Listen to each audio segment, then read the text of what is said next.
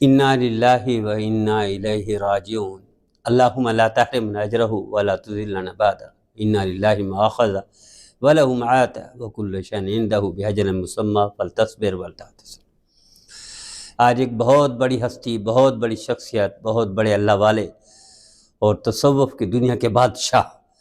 اور بے تاج بادشاہ اس دنیا سے چلے گئے۔ حضرت کا نام حضرت پیر ذوالفقار احمد نقشبندی صاحب، اب ہم رحمت اللہ علیہ کہنا پڑ رہا ہے، ورنہ حافظہ اللہ تعالی دامت برکاتہم آج رحمت اللہ علیہ۔ حضرت اللہ کو پیارے ہو گئے اور جنتی قافلے میں شامل ہو گئے۔ حضرت 1953 میں پیدا ہوئے اور حضرت 2025 میں اللہ کو پیارے ہو گئے۔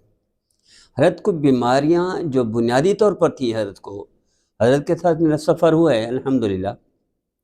ایک تو شوگر تھی، وہ بھی انتہا کی تھی، اور دوسرا گردو کا مرض بھی انتہا کا تھا۔ تو یہ وجہ بنی ہے حضرت کے اس کی تشریف لے جانے کی دنیا سے۔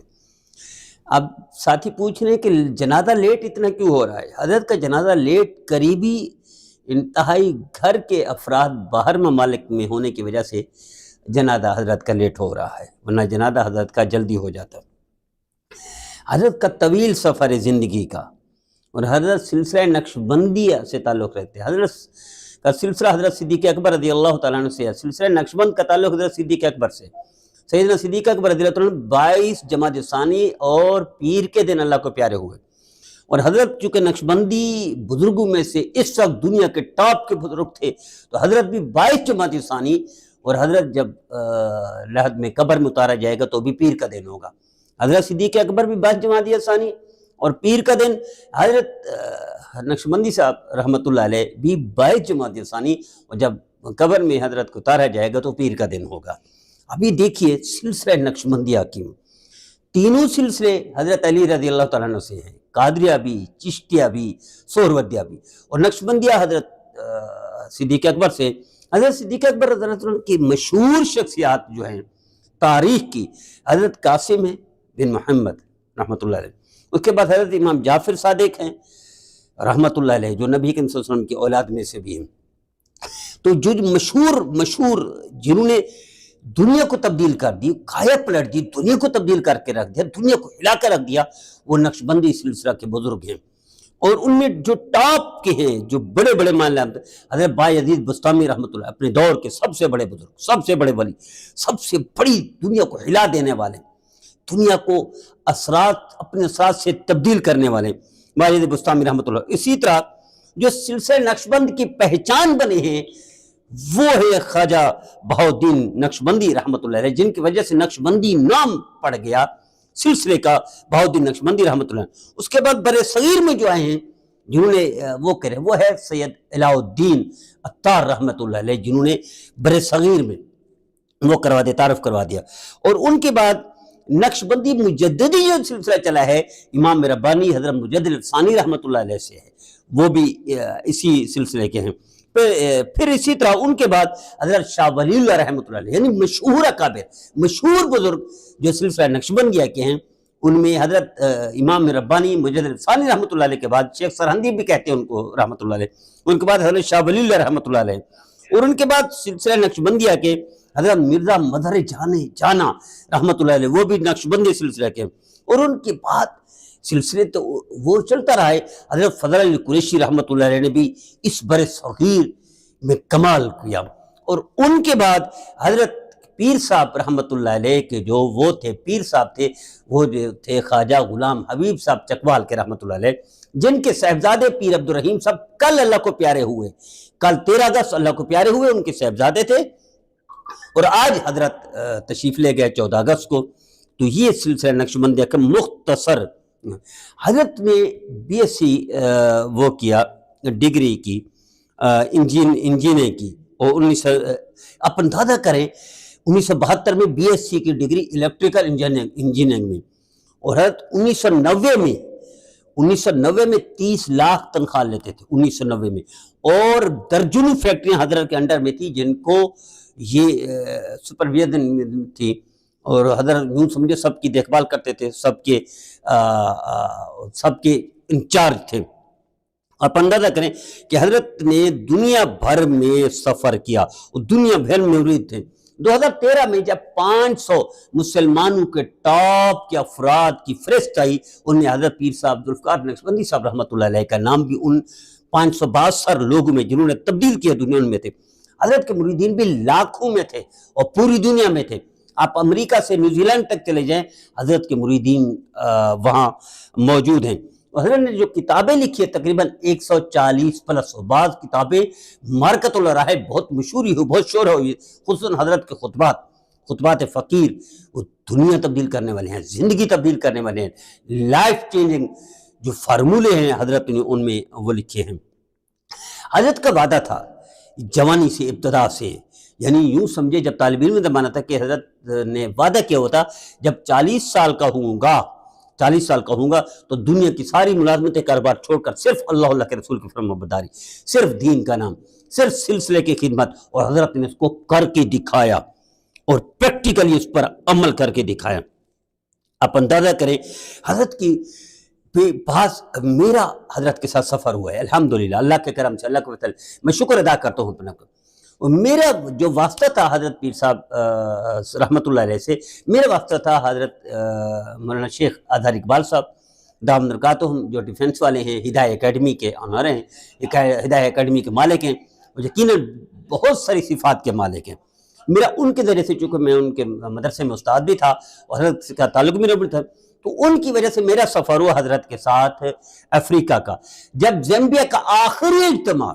حضرت ہر سال اعتکاف کرتے تھے زیمبیا میں، افریقہ میں،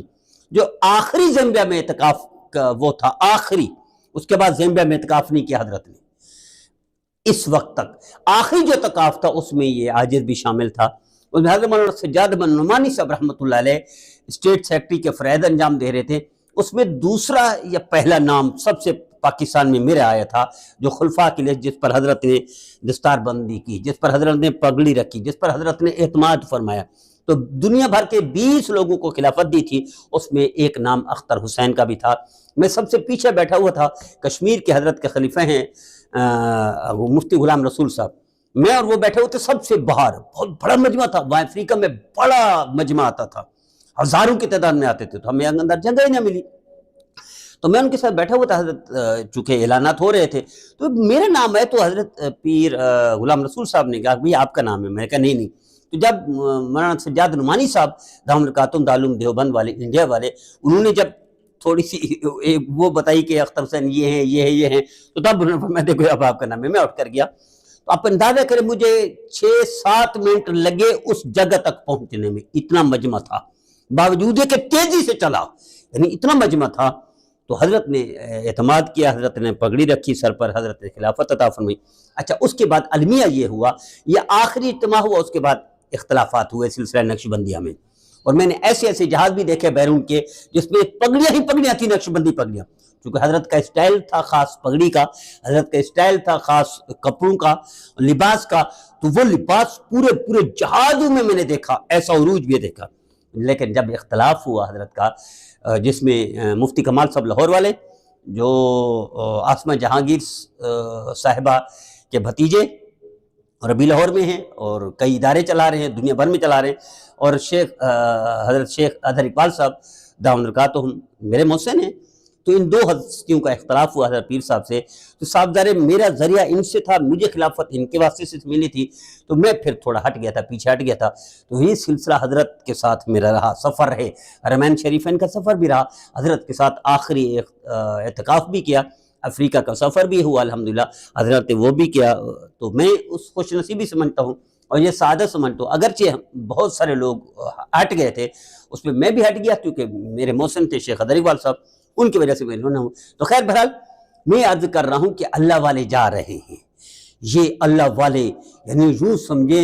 رئیس الاولیاء ان کو کہہ سکتے ہیں،